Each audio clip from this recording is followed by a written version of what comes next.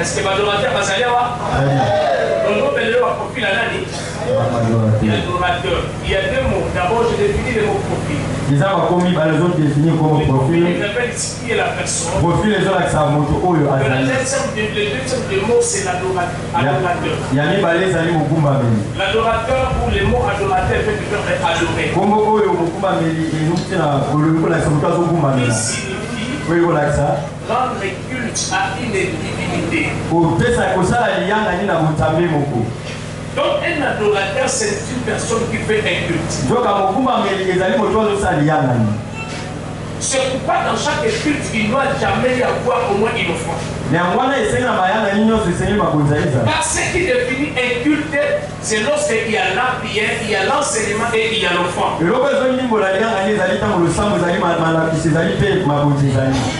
Alors, une chose de prière, c'est une répétition. Une répétition, c'est un culte. Parce qu'il y a la prière, il y a les cantiques et l'adoration, et il y a aussi un temps que vous devrez avoir un temps d'offrir à Dieu. Malheureusement, c'est ce qui ne se fait pas. En oubliant que vous êtes de ceux qui font un culte. Repérez-vous de ce que je vais dire dans Romains chapitre 12. Je vais dire Romains chapitre 12, verset 1. Romains chapitre 12, verset 1. La Bible dit. Répétons ensemble. Je vous exhorte, frère, par les compassions de Dieu, à offrir vos corps comme un sacrifice vivant, saint, agréable, et qui sera de votre part un culte. Donc, même quand vous êtes dans l'adoration, vous rendez un culte raisonnable. Or, le culte ne peut jamais se faire s'il n'y a pas ces trois conditions remplies. La prière, la prédication et l'offrande. Wow. Vous allez demander, mais oh, nous étions en répétition. Mais non, vous ne savez pas qu'adorer, quand je parlerai dans le prophète de l'orateur, je vais parler sur les critères. Vous allez comprendre que même la répétition est une culte. Car un adorateur a trois fonctions. Il a d'abord une fonction de prédicateur. Le chant qu'il est en train de chanter, il est en train de prêcher. Mais il ne prêche pas pour les autres. Il prêche lui-même. Comment vous pouvez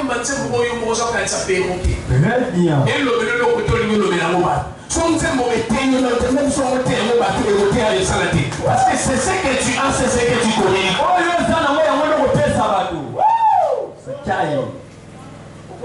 Amen. Wow, wow. Nada. Can continues. Nada. Nada. Alléluia. D'abord, un était prédicateur. Yambo Mugumba Melia Zali Motozo Tea. Yami Bale Mugumba Meli était l'intercesseur. Yé Azali Motozo Sambo. Et trois, Yami Sa un adorateur. Mugumba Meli c'était Jean. Azamu Yimi. Wow. Nous faisons ces trois fonctions dans l'office de l'adoration. Mais à mes côtés, ils sont les limites de Kolo Kobanalelo, Moko Moko Katina Biso Ajubo Soso, Yakosa et la profite des bons adorateurs. Seigneur, adorateur et Pitara HB, Yamo toujours la même à 90 ans. Seigneur, moi, School, Anne, Katika, adorateur, intercesseur, na Kati l'église. Même dans l'ange avancé, Zacharie, Atikali, adorateur. Il y avait beaucoup à parler que Seigneur, je n'ai pas tout. Mais au moins, on a profité.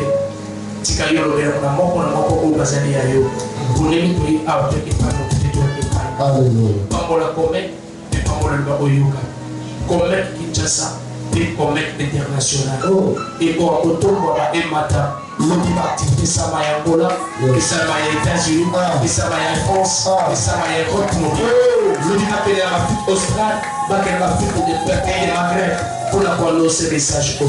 Seigneur.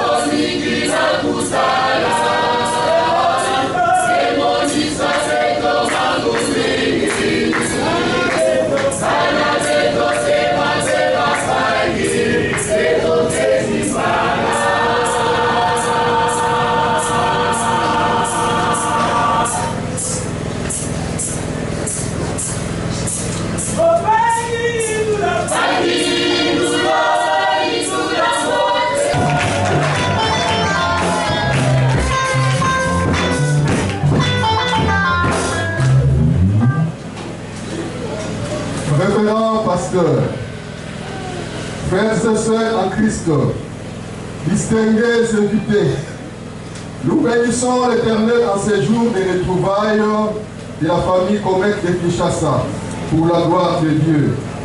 La parole de Dieu nous dit dans Psaume 133 qu'il est doux et agréable pour les frères de demeurer ensemble, car c'est là que l'Éternel envoie la bénédiction, la vie pour l'éternité.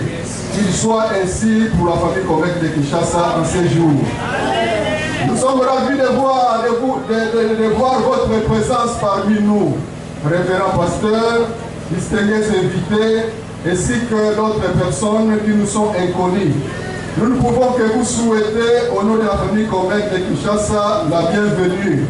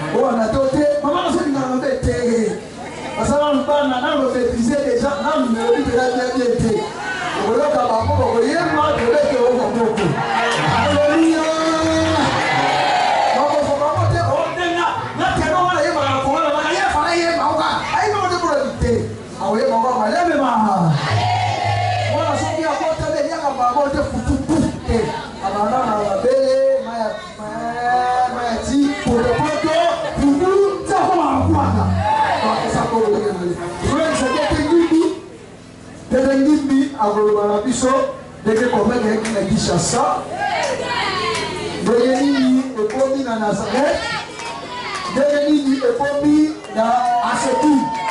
Après ça, on le dit alors,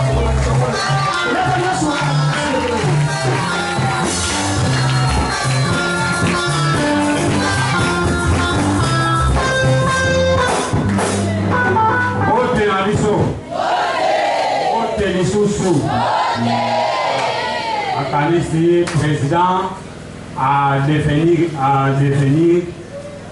et le commet et lobby Nini, la chorale des messages évangéliques au Congo. Nous sommes à Tounio, commet qui wana et la Vicini, la chorale des messages évangéliques au Congo. Si vous avez ma mélodie.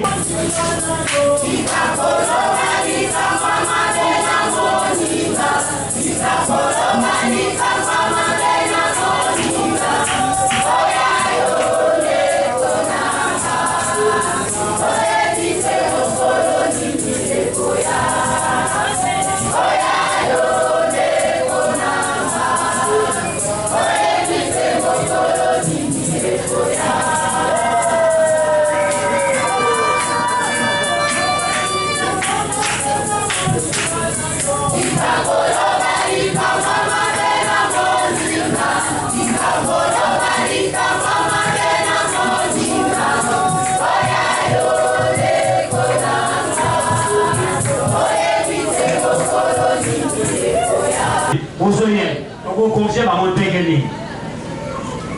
Vous l'avez ici. On va aller au Tolomaki. Technicien, mon côté à co-diriger.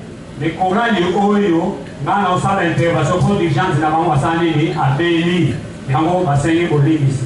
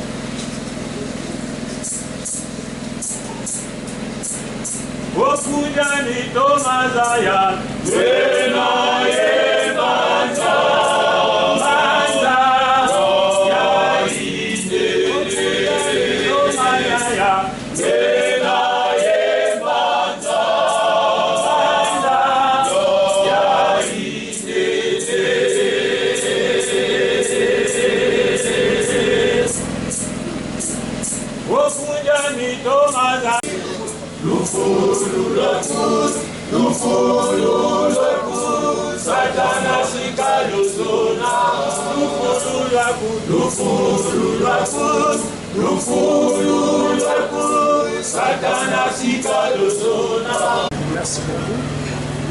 Et pour la réception de il y a l'événement pour tout ça qui a organisé, pour organiser l'église de la ministère évangélique et du salut dernier. Moi, le pasteur Philippe Malinga qui vous connaissez. Vous avez pu jouer mon proposement dans la image, à présenter le saut par l'église de Yamal qui m'a dit télé. L'organisation de la première sortie officielle. Il y a Coran Nabiso, il y a Comet. Les vision dans le Botama qui a parti de Boma. Les lois s'appellent pour Sangana Biso, non, sur la Kinshasa, pour Sangana Kiao. Pour la vision, pour les matos pour Panza Samala, il y a Bema, pour ça, pour le combat négligé dans l'église de Mélé. Je suis faire revivre encore. Bon,